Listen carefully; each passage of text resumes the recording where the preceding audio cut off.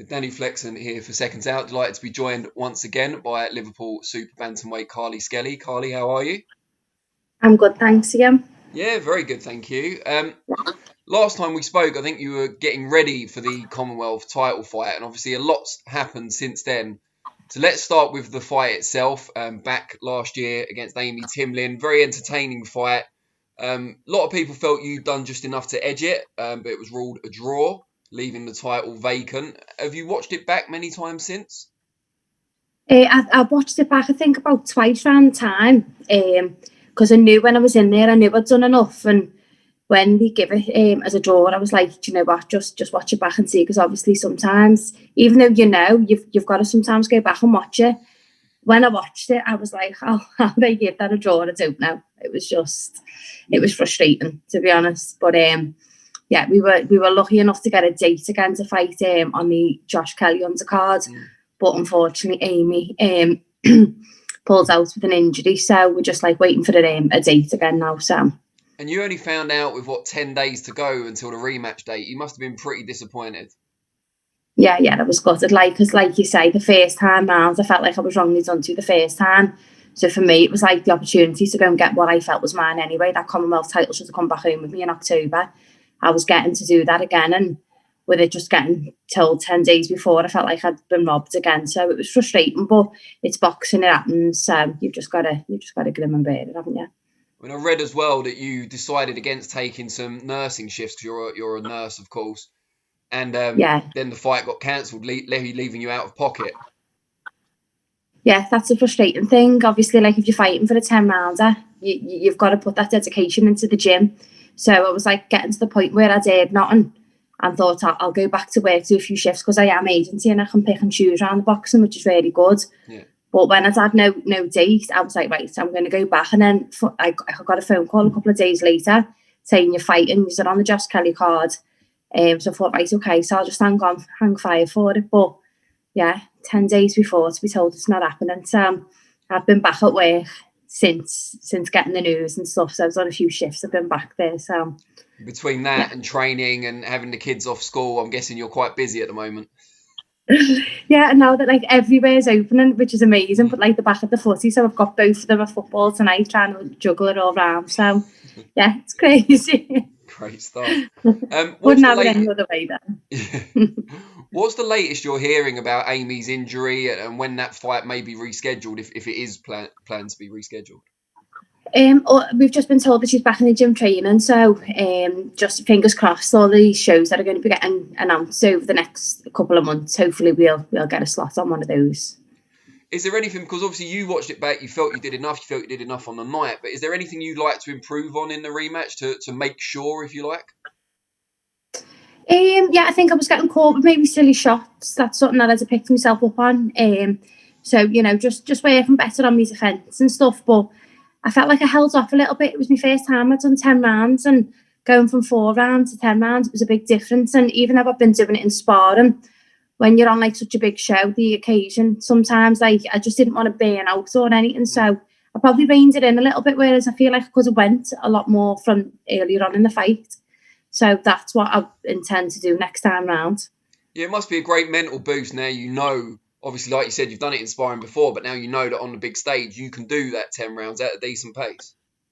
Yeah, that's it. Like, if anything, even though it's frustrating not getting what was mine, I gained like a lot from that fight. Like, I've got that experience. I know what it's like to be on a big card, and I know how to do 10 rounds. I know how to manage everything. So, yeah, I can only look at the positives from it all. I mean, although it's not ideal, the rematch being delayed, since the first fight, you've seen, Ellie Courtenay's now turned over, not far off your weight, Ramla Ali, not far off your weight, and you've got a bantamweight world title fight with Matchroom card on Saturday as well. It's not the worst thing in the world that you've had that little break, I suppose, because now you're in line for a number of other big fights, perhaps. Yeah, so my actual weight, I've stepped up to super bantam, but I've actually stepped up a couple of weights. My natural weight is super fly. So I've come up quite a few weights anyway, but there's a lot of girls in, like you say, similar weight categories. So there's a lot in the mix. But the one coming up this weekend was, it would have originally been Rachel Ball, wouldn't it, with Shannon Courtenay, but obviously she's had to pull out due to being unwell, and Ebanie Bridges has stepped in. So there's a lot of girls out there, especially like the bantamweight. It's my more natural weight between superfly and bantam. So ideally, like, it would have been great for me and Amy to have had the fight, and the winner of that going on to fight the girls who fight on Saturday, the winner of these. So, well, it could still happen. I mean, depends how quickly you get the rematch on, but you know, whoever wins is gonna need challengers, particularly people that are already known to the British viewing public, and that will be the winner of you and Amy. Yeah, exactly, and hopefully, like, this will happen soon enough. And if it doesn't, then, you know, I don't want to be waiting around forever. So there's girls there that I can be fighting sooner. If she's not wanting to fight now, then there is other opponents out there for me. What do you make of the fight at the weekend? How do you see it going? I think Shannon Courtenay is going to get the win. I think it's going to go the distance. But I think Shannon Courtenay is gonna win it. I think it's quite a surprising one. I don't know why they've not rescheduled for the fight with her and Rachel Ball.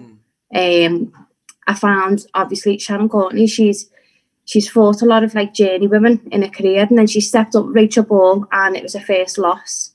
And it was a close fight. Like, I could have given it either way at the time. I remember thinking maybe Shannon had nicked it. So when I seen it was a rematch for them, I was like, yeah, brilliant, because I think that's one that was kind of, you could have scored either. Yeah, it makes sense, yeah.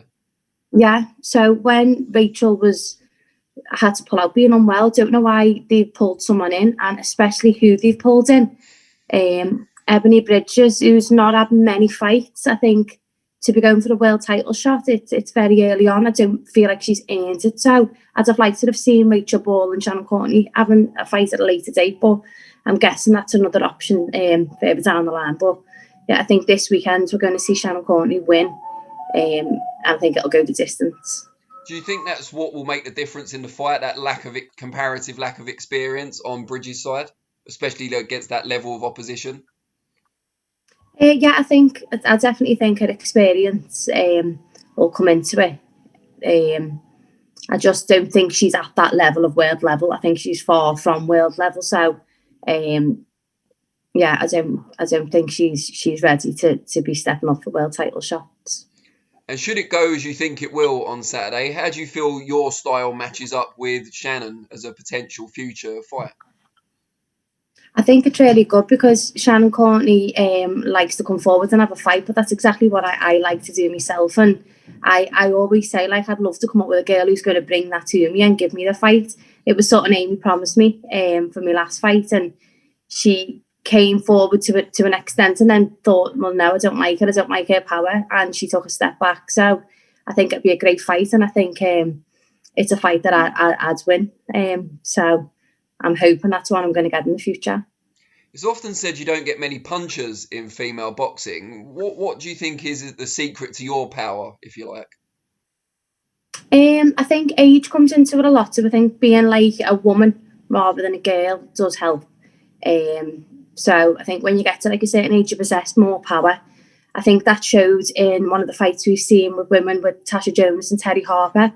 Absolutely amazing fight. But I felt like Tasha, being the more experienced woman, as in like age and everything, that having that maturity, that you could see the power that she possessed. You see it in men as well. Obviously, you do get sometimes like young people who've just got that natural freaky power within them, like, but I think that comes into it. And again, I do feel like I have just got like a natural ability to hit hard. Like, I'm stepping up a weight, 2 weights. You know, I haven't yet to have stopped anybody. But again, that's getting in with people so many weights above. It's hard to do that. But when I'm fighting girls, sparring lads, all my weights, you know, I can see how powerful I am.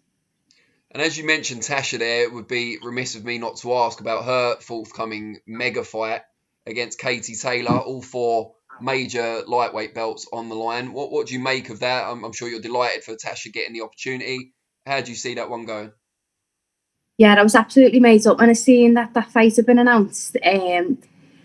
It's a hard one, isn't it? I'd absolutely love Tash to get the win. You know, she's a Liverpool girl, and you know, we always root for our own. So I'm backing her and I'm rooting for her. But Katie Taylor's like, you know, she's one of the best out there. So to beat Katie is a big ask. But like I say, Tasha, you know, she's got that power. So, and, you know, she's got that drive.